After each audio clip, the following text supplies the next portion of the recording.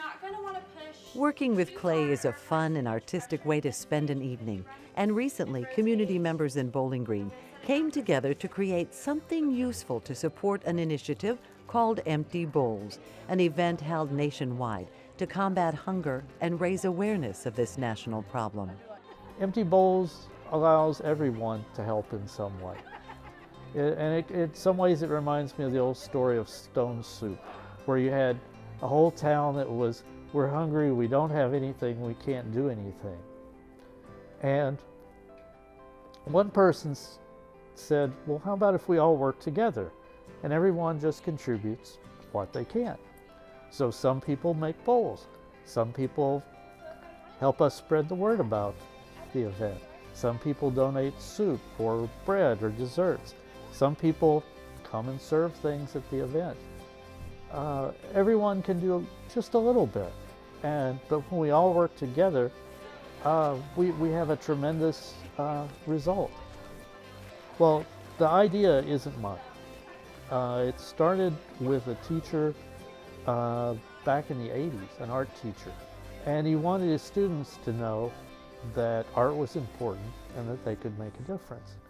And so he had his class doing pottery, and at the end of the semester they took their bowls and they had a meal, and they invited the public to come, and everyone picked out a bowl and it was theirs to keep.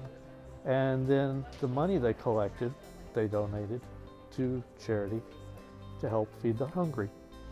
And news of that spread. And it's something that resonated with potters and with the public in general. And now Empty Bowls events are held all over the world. It takes a village to make this happen, and it takes so many components, so many people working together to make this a successful event. And the goal of success is not about how much we raise. The goal, as I was expressing to Gary a few minutes ago, the goal that I have is that no person in this community would be hungry. No person would worry about where their next meal is coming from, that food is, it's such an abundance that everybody has good, clean access to it. A lot of people just very interested to know how they can help, and glad that they can help be a part of something bigger than themselves. I think that's the other thing people like. They like to do something with their hands.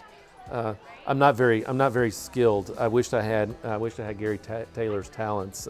I came and did this event, which you all were filming at tonight. I did this event last Friday with my wife, and I walked in thinking, I'm going to do this with no trouble. And my first bowl was not a success. And my pinch bowl, I made it, and I looked at it, and I said, that's not what this is supposed to be. So I formed it back together, and I remade it. And I think that's the beauty of this as well, is an idea, a single idea in 2000, I guess it would be late 2012, has been remade and reborn so many different times. And as Mr. Taylor was saying earlier, every year is different. So the very first year, I was involved in pretty much all aspects of it. I had approached Pastor Chris with the idea, and I said, I think we can do this, and I think we can make it work. What do you think? And he said, let's go for it. The first year, we had 200 bowls, and for the last couple of years, we've had about 900 bowls.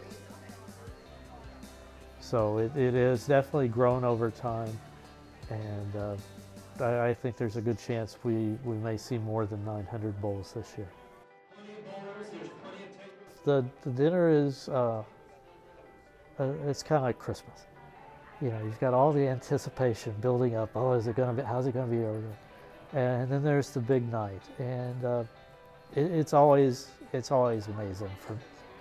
The very first one we did, and I'd spoke with Pastor Chris, and I think we can do this, and I've talked to some restaurants, and they'll give us some soup, and we've got some people, and so we set up, and we advertised as best we could for free, and it's like, okay, let's see what happens. and we had people lined up out into the parking lot. And we had 200 bowls for the first night, and we said we'll stay open from 5 until 9 o'clock or until we run out of Super Bowl.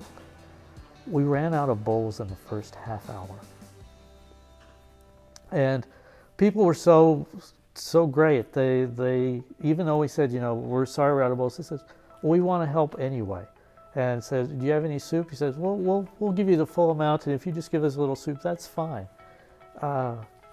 It was a great night, and every year as there's been more people, and everyone's excited about it. That's part of the fun too, is seeing everyone when they come into the room. I usually wind up working that night in the bowl area, and just to see the people as some of them are looking for a bowl that they made or their granddaughter made, and some of them are there just to it's kind of like a little art show, and it's great.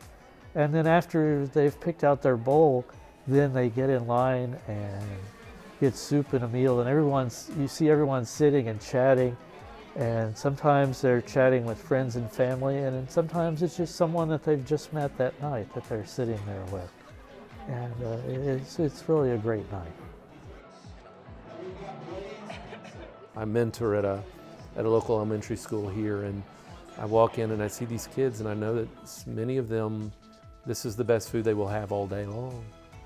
And so these community events like Empty Bowls, I hope are going to create a ripple effect, and that a child born in 2019 will one day grow up in the Commonwealth not fearful of where he or she is going to eat their next meal.